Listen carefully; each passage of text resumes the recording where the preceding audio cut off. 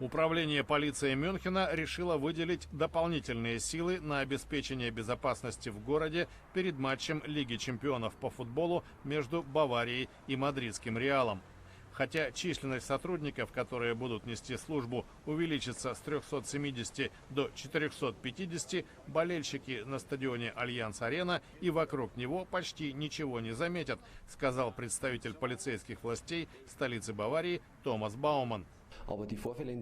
Происшествие в Дортмунде, безусловно, заставило нас пересмотреть порядок обеспечения безопасности команды гостей и ее переездов. В этом контексте дополнительное подразделение сил правопорядка направлено к отелю, где живет клуб из Мадрида. Накануне в Дортмунде получил легкие ранения игрок клуба «Боруссия» Марк Бартра. Неизвестные устроили 3 взрыва, повредившие автобус, в котором немецкие футболисты ехали на матч Лиги чемпионов с Монако. Как сообщила пресс-секретарь прокуратуры Германии Фрауке Кёллер, установлены 2 человека, которые могли иметь отношение к взрывам.